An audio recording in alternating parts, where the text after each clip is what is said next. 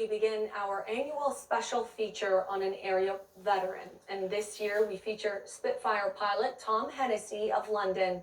Tom is a remarkable 100-year-old man who earlier this year walked 100 miles to help younger veterans in need.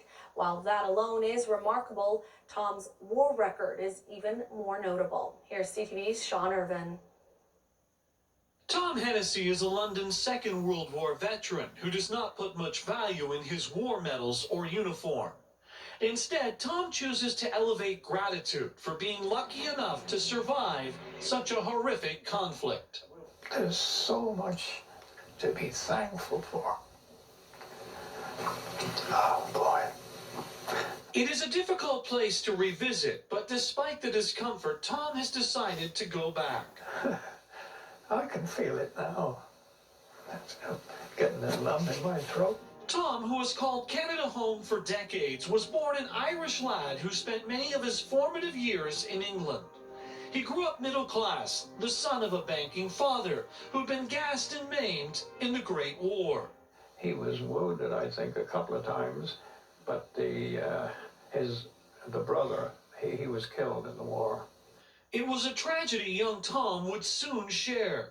His own brother Bert died in the Air Force as war with Germany broke out. He was the only brother I had.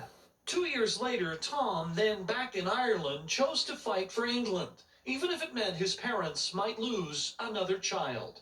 I think I was more worried later when I realized what I'd done, because there was only two of us in the family.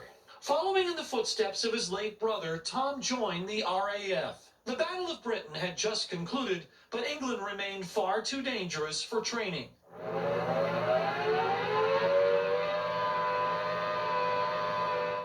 Soon Tom and others were on a liner bound for Canada. Eventually a train took them to Toronto. It was on this portion of the ride he and his mates were given civilian clothes. We were told to put on these outfits on. Well, you sure never saw such a jazz band in those suits.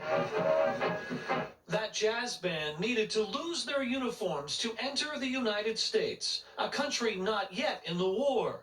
Tom soon found himself flying for the first time during his unofficial training in Oklahoma. I was just terrified. I thought if I could go home to Mother, I'd go today. Yet he was suited for it. Shipped back to England, Tom was ready for combat. On an airstrip, he was shown his brand new plane, the legendary Supermarine Spitfire. That first one in the Spit is a little shaky, yeah, but it's a beautiful plane. A plane Tom would quickly use to chase German reconnaissance planes over England and Northern Ireland. He saw little action, but that changed when he was sent to fly missions over France. Flak guns were a constant threat. You just fly through it, that's all. You can't dodge it. After all, he was still just a boy. You know, we're only 20 years old. Yeah. And you're not aware of, you could get hurt in this business. Until he started losing squad mates rapidly. Yet senior pilots who'd lost so many friends in the Battle of Britain taught him to never say a word when someone didn't come back. Where's Vince? Oh, he bought it. We never said he died. I'm only realizing this after the war. Tomorrow night, Tom's story of aerial combat and lifelong gratitude continues. Sean Irving, CTV News.